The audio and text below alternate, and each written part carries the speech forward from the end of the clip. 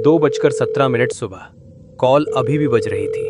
1 बार, 2 बार, 3 बार, लेकिन किसी ने फोन नहीं उठाया, क्योंकि जिस नंबर से कॉल आया था वो व्यक्ति अब वहां नहीं था।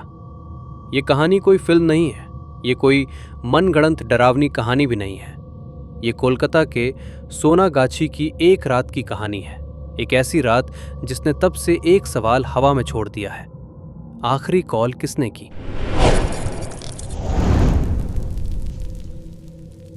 सोनागाछी, जो दिन में हजारों लोगों की नजरों से बच जाता है, रात में वो दूसरा शहर बन जाता है। यहां रोशनी तो है, लेकिन रोशनी में कोई गर्मी नहीं है। हंसी तो है, लेकिन हंसी के पीछे कोई कहानी नहीं है, सिर्फ मोल भाव होता है। ये गलियां हर रोज हजारों शब्द सुनती हैं, लेकिन कुछ शब्द कभी बाहर नहीं आते। अक्टूबर 2018, दुर्गा पूजा से एक हफ्ता पहले, सोनागाछी में गली नंबर 6 के एक पुराने घर में लड़की का नाम रिया था। नाम बदल गया था, चेहरा नहीं।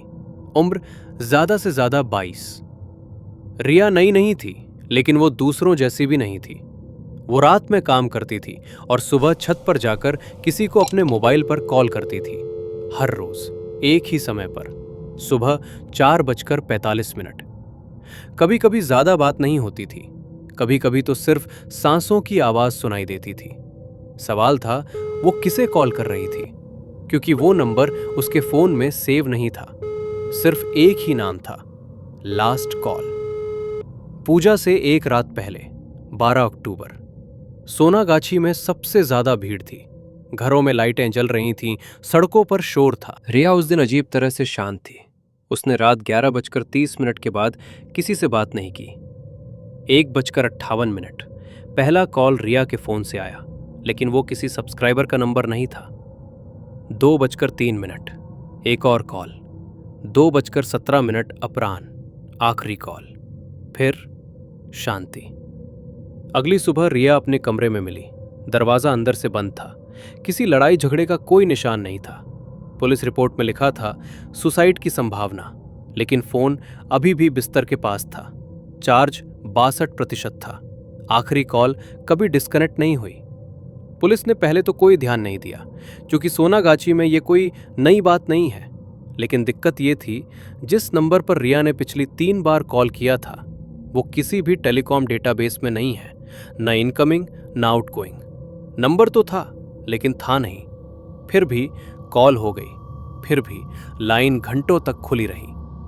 पुलिस को एक बार लगा डमी सिम, लेकिन IMEI ट्रैक करने के बाद पता चला सोनागाछी की 3 लड़कियों ने पिछले 5 सालों में इसी नंबर पर आखिरी बार कॉल किया था।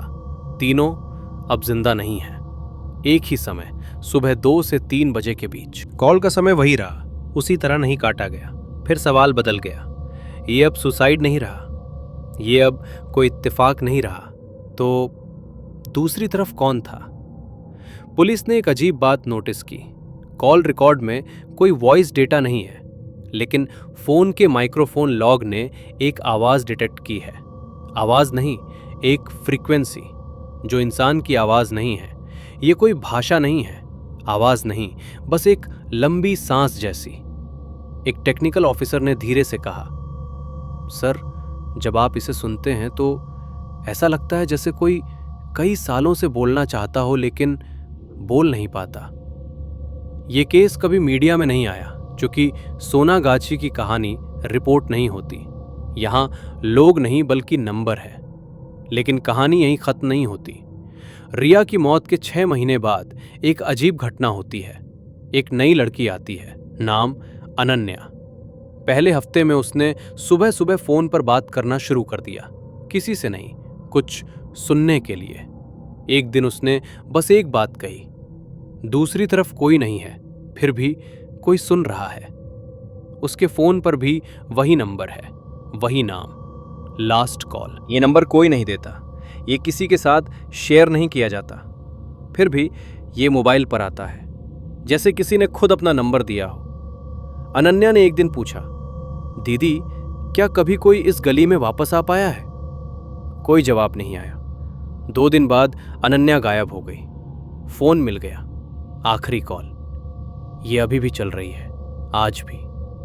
ये कहानी बताने का कारण डराना नहीं है, क्योंकि सोनागाछी का डर कोई भूत नहीं है। डर है कुछ आवाजें जिन्हें कोई नहीं सुनता, कुछ लोग जो अगर हैं भी तो उनका कोई नाम नहीं है। शायद आखिरी कॉल किसी इंसान का नहीं था, शायद ये इस गली के अनकहे शब्द थे, सारे अधूरे आंसू, वे सारी लड़कियां जो किसी को बता नहीं पाईं। मैं अब और नहीं सह सकती। और शायद आज 2:17 सुबह पर एक फोन बजा।